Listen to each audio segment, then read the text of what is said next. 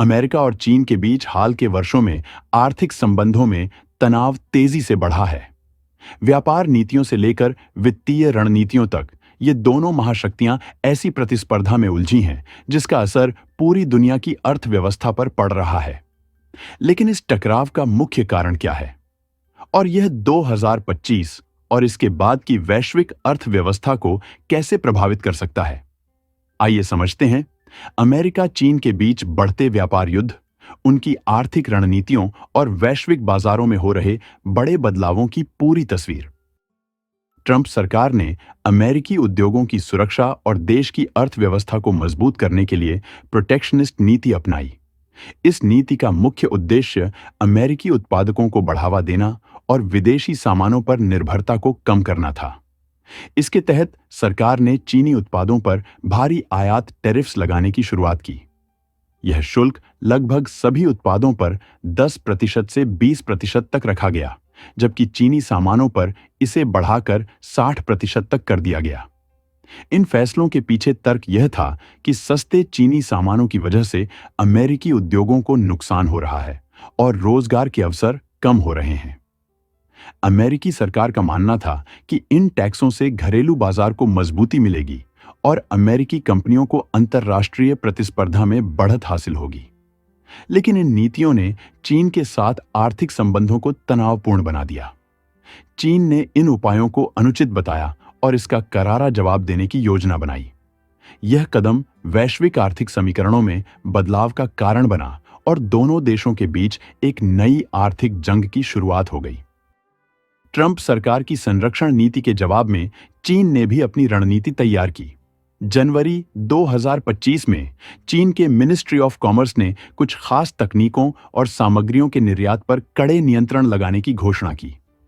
इन सामग्रियों में लिथियम और गैलियम जैसे महत्वपूर्ण खनिज शामिल थे, जिनकी आवश्यकता बैटरियों और सेमीकंडक्टर्स के निर्माण में होती है। लिथियम, जो इलेक्ट्रिक वाहनों की बैटरियों में प्रमुख भूमिका निभाता है, और गैलियम, जो सेमीकंडक्टर्स के लिए बेहद जरूरी है, इनकी आपूर्ति में चीन की प्रमुख हिस्सेदारी है। चीन वर्तमान में लिथियम रिफाइनिंग के वैश्विक बाजार का लगभग 70% नियंत्रित करता है। अपने इस प्रभुत्व का उपयोग करते हुए चीन ने इन सामग्रियों के निर्यात पर नियंत्रण स्थापित कर दिया। चीन की इस रणनीति का उद्देश्य अपने उद्योगों को प्राथमिकता देना और वैश्विक बाजार में अपनी स्थिति को और मजबूत बनाना था। इसके साथ ही यह कदम अमेरिका और अन्य पश्चिमी देशों को यह संदेश देने का प्रयास भी था कि चीन के बिना वैश्विक सप्लाई चेन टिक नहीं सकती। इसके अलावा चीन ने घरेलू तकनीकी विकास पर भी जोर दिया है, ताकि वह पश्चिमी देशों पर निर्भरता को खत्म कर सके। यह पूरा घटनाक्रम इस ओर संकेत करता है कि दोनों देशों के बीच यह आर्थिक संघर्ष आने वाले समय में और गहराएगा, जिसका असर न केवल इन दोनों देशों पर बल्कि पूरी वैश्विक अर्थव्यवस्था पर पड़ेगा। व्यापारिक उपायों के साथ चीन अपनी मुद्रा युआन के अंतर्राष्ट्रीय लेन देन में उपयोग को बढ़ावा देने की कोशिश कर रहा है। अमेरिकी डॉलर पर निर्भरता कम करने की यह प्रक्रिया 2010 से शुरू हुई थी, जब चीन के सीमा पार लेन देन का केवल 1% युआन में किया जाता था। मार्च 2023 तक यह स्थिति बदल गई और पहली बार युआन ने अमेरिकी डॉलर को पीछे छोड़ दिया। अब 52.9% चीनी लेन देन युआन में किए जा रहे हैं।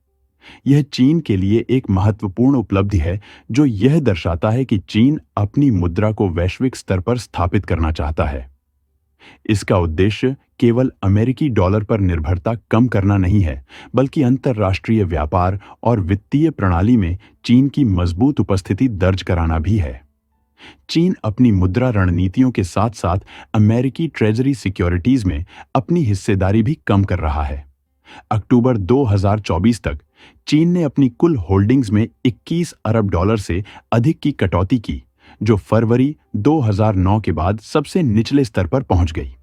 यह कदम चीन की रणनीति को दर्शाता है, जो अपने फॉरेन एक्सचेंज रिजर्व्स को विविध बनाना और अमेरिकी कर्ज पर निर्भरता को कम करना चाहता है। 2023 तक अमेरिकी कर्ज 33.4 ट्रिलियन से अधिक हो गया था, जो तेजी से बढ़ रहा है।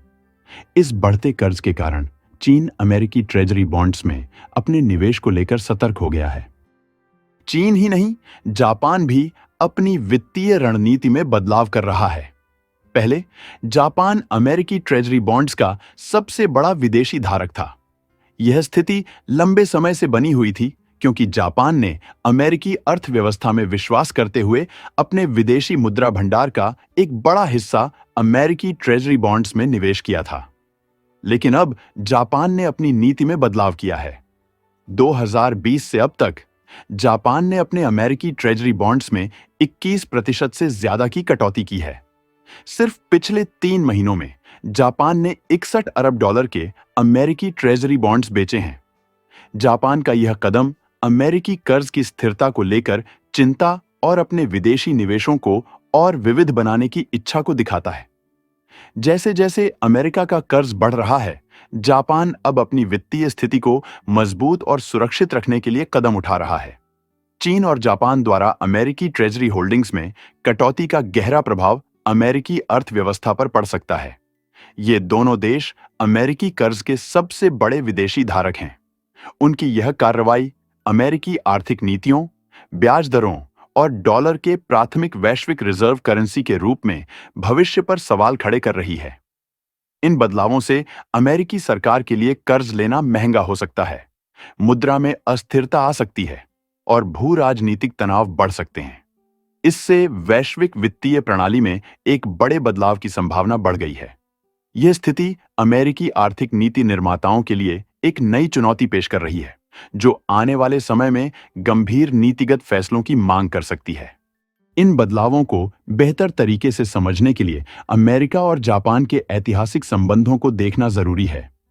जापान के ऐतिहासिक आइसोलेशनिज्म के दौर से लेकर द्वितीय विश्व युद्ध के बाद उसके आर्थिक चमत्कार तक, जापान हमेशा प्रशांत क्षेत्र में अमेरिका का एक रणनीतिक भागीदार रहा है। द्वितीय विश्व युद्ध के बाद अमेरिका जापान सुरक्षा गठबंधन ने पूर्वी एशिया में स्थिरता बनाए रखने में महत्वपूर्ण भूमिका निभाई। जापान की तेज आर्थिक वृद्धि ने उसे विश्व की सबसे बड़ी अर्थव्यवस्थाओं में स्थान दिलाया। हालांकि आज की परिस्थितियों में आर्थिक रणनीतियां बदल रही हैं और इसके साथ ही अमेरिका के साथ जापान के संबंधों का स्वरूप भी बदल रहा है। आर्थिक दृष्टिकोण से जापान अब अमेरिकी ट्रेजरी बॉन्ड्स की अपनी होल्डिंग्स को कम कर रहा है और विदेशी निवेशों में विविधता लाने पर ध्यान दे रहा है। यह बदलाव जापान और अमेरिका के बीच आर्थिक और वित्तीय संबंधों में एक नए चरण की शुरुआत का संकेत देता है। इससे न केवल आर्थिक नीति पर बल्कि वैश्विक शक्ति संतुलन पर भी असर पड़ सकता है। चीन और जापान की बदलती वित्तीय रणनीतियां विशेष रूप से अमेरिकी ट्रेजरी सिक्योरिटीज में उनकी घटती होल्डिंग्स और युआन का बढ़ता प्रभाव वैश्विक अर्थव्यवस्था में एक बड़े बदलाव का संकेत दे रही है। बढ़ते अमेरिकी कर्ज और व्यापार युद्धों के चलते अंतर्राष्ट्रीय संबंधों पर गहरा असर पड़ रहा है। इससे अमेरिकी अर्थव्यवस्था को अपनी प्रमुखता बनाए रखने में नई चुनौतियों का सामना करना पड़ सकता है। आने वाले कुछ साल वैश्विक वित्तीय शक्ति संतुलन को नया आकार देने में बेहद महत्वपूर्ण होंगे। अगर आपको वीडियो पसंद आई हो तो लाइक करें, सब्सक्राइब करें और अपनी राय कमेंट में जरूर बताएं। धन्यवाद।